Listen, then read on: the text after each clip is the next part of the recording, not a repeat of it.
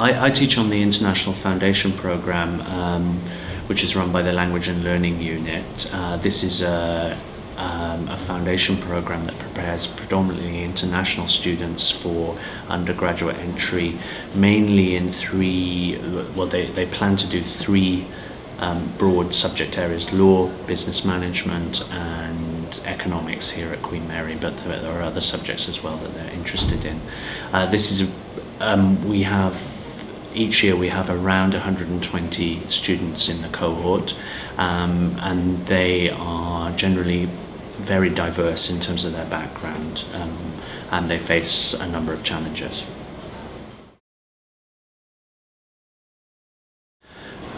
Quite a number of them will have had an English medium education already, so their level of English may be quite high, but that doesn't mean that coming to the UK is easy for them, because they face a number of other challenges that aren't necessarily linguistic. These are cultural challenges, the challenge of moving away from home. Homesickness is a major issue.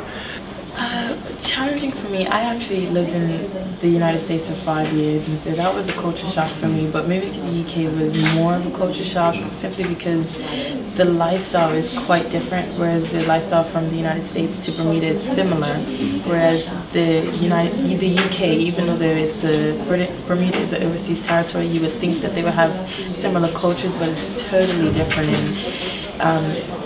the eating habits and maybe the lifestyle, the alcohol. It was a total culture shock for me personally. Meeting new friends, having to adjust. These are all characteristics of my personal moving experience. Maybe sometimes people, they might get me wrong, because it's very difficult to understand the students, especially in International Foundation Program, because students are coming from all around the world, where they've got different cultures and different customs. Well, as an international student, there were different things that were challenging. First of all, culture shock, like coming from Nigeria to the UK to live and study. I had to adapt to the lifestyle here and the way of doing things. Another thing that piqued me was also the weather, because Nigeria is really, really warm, and then compared to cold of London. And then I'll also say getting used to the UK education system and the marking system was also a bit of a shock for me, and then getting to meet new friends and basically just adapting to the environment. But I think after a few months I got used to it, and it was just like London's home. Adapting to the expectations of British higher education can be very hard for a lot of students. Of course, we have a large number of students who face significant linguistic challenges as well. Their English may be inadequate for what they have to do, and so we spend a lot of time trying to improve the level of English for those students. But we also have lots of students who actually their English is generally fine. It's more to do with adapting to the expectations of higher education that is the challenge. Invariably, for most of our students, the marking scheme used at Queen Mary can be a surprise. They expect to score. They may have come from schools where most of the time they scored in the 80s and 90s. They did well at school, or perhaps those marks were easier to obtain, or there's a different approach to awarding marks, and they find it very disheartening, surprising, confusing when they come to Queen Mary and they start getting marks that are in the 40s or 50s and 60s, and the idea that getting something in the 60s is very good comes as a surprise to them, and that getting something in the 50s is decent is a surprise. They often are very unsure initially about how the marking scheme works here. Well, I think it's better if students get themselves familiarized with the IFP grading system before they come down here, because especially where I come from, it's expected that you get over 80%, but over here a 60% mark on many subjects is it's considered really good, and I think it would be better if people got used to that. Okay. What happens when people get their first marks then? Well, I think they're initially very disappointed because getting a 50 or lower than 50 feels like it's horrible, because we see 50 as the half-mark average.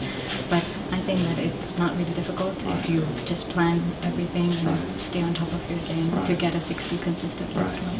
Academically, the grades was probably the most of them all. It was kind of shocking to see maybe a grade at the 55 or 56, whereas in Bermuda I'm used to maybe a 95 or 100 on a test. It's totally different. You would think that your work is of substandard and that you're not producing effectively, but on these terms it's an improved grade and can progress to something better. Getting used to the change in mark system is really important. But I also say in the beginning you could really be disappointed about your marks, but I also think not analyzing it from the marks scheme, like take for example a bottle of Coke in the US is $1. If you come to the UK it's £1. It doesn't reduce the value of the bottle of Coke, it's just the price you put on it. So I think if you look at it from that perspective, you know that the grades don't reduce the quality of the work. You just have to understand that it's just under a different mark system, and then you get to feel better about yourself. Other significant differences are in terms of the relationship between students and staff. This can be very different in home countries.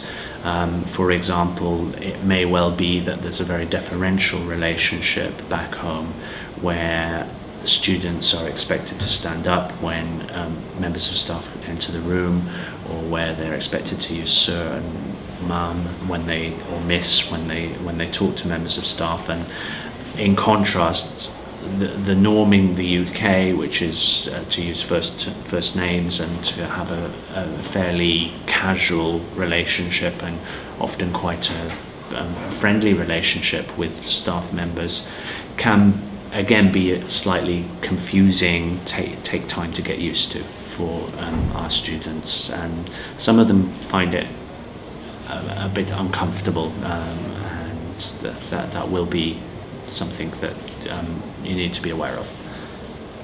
One of the things which I want to say is in Bangladesh usually we respect our teachers by calling sir or ma'am or something like that. But yeah, the first day when I came into class, I think I was in L6's class or something like that, I called one of my teacher, Lisa, ma'am. I know that was maybe not right, but in Bangladesh, we Asian people, we usually respect our teacher by calling them sir, by ma'am. We never call them with the names, never. So I think that's a big difference. Yes, of course. We never, we especially in Bangladesh, we respect our teacher in such a way that we do respect our parents. So we never while talking with the teacher, we never sit down or giving some negative attitudes or something like that. We usually stand up and talk very decently with our teachers. A major challenge is reconciling lots of different expectations within a class. If you're teaching international students, they will generally, there will be quite a diverse range of experiences, and it may well be that their experience here at Queen Mary doesn't match with what they expect from formal education from their previous experience. So the emphasis that we have in the UK on autonomy and autonomous learning can be quite a challenge for a lot of international students, particularly if they're at the early stages of their higher education career, particularly if they're moving from school to university. That's a major challenge, although it doesn't necessarily differ that much from the challenge that home students face in managing the transition from school to university. But the expectations in terms of managing your time, meeting deadlines, handing in,